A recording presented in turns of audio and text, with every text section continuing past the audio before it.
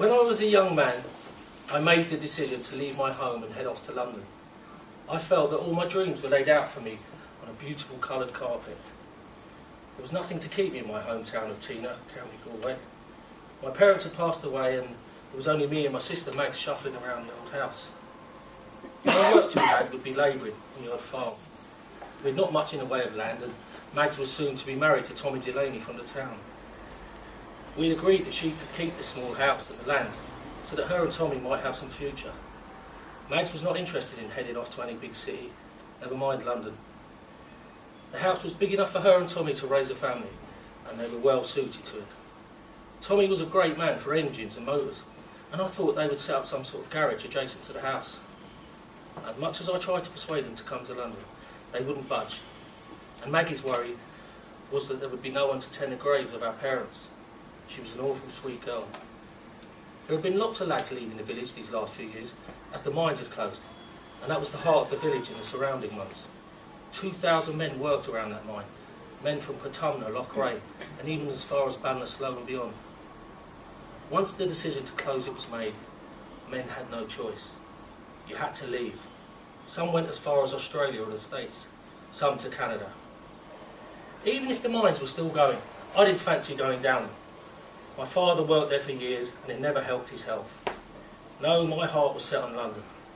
I'd had a few letters back from an old school friend of mine, Sean O'Brien, who was working on the tunnels for the tube system, and he was earning great money and having a great crack.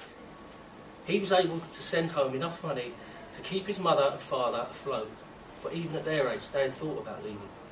They ran the village newsagent, which had relied on the miners for most of its custom. Now things were very hard for them. It would be a terrible trauma for them to leave at their time of life. So it was great that Sean could earn enough to keep them. I was happy to be leaving, as I saw it as an adventure. I knew that others didn't want to leave. I'd watched families crying at the bus stop these last few years, sons and daughters heading off not knowing if they would see their parents again, and their mothers and fathers bawling as their young ones boarded the bus to Ballinasloe to catch the Dublin train. Years of rearing their young ones and now exporting them like cattle to the new worlds. I cursed Ireland them times, but now it was my turn, but I was raring to leave, although sad to leave Mags and my home.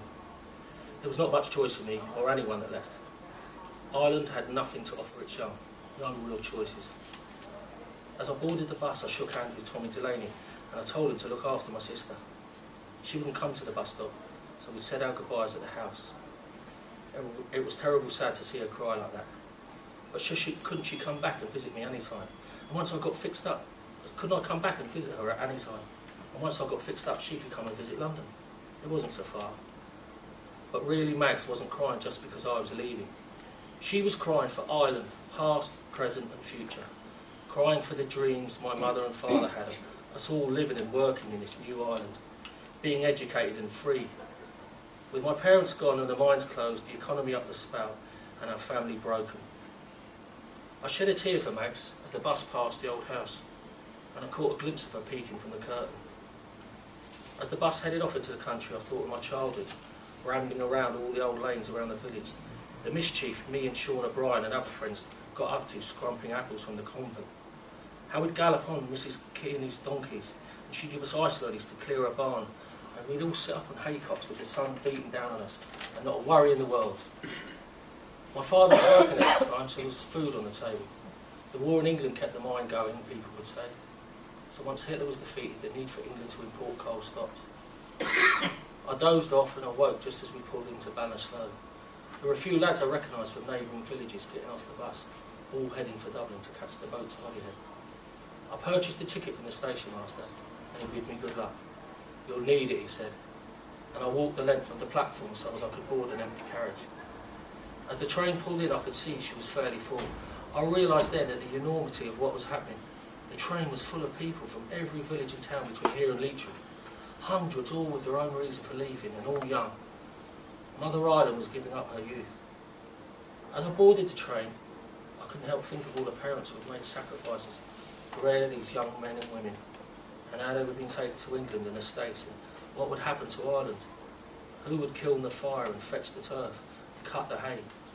Who would look after Ireland's elders? I found a quiet spot on the train, away from all the roaring and yelping of the young lads and lasses. And as the train departed, I dozed again. And my mind went off rambling. I dreamt of London in the sunshine and the streets paved with gold, of fast cars and women and fancy houses, big palaces. I dreamt of work and money and the finest of banquets. I dreamt of Savile Row, the best of clothes and shoes made for kings. I awoke as we pulled into the station at Dublin. There beyond the platform stood the boat to London, big, colossus-like, engines roaring, ready to steal me away, to take me to my dreams. That's it.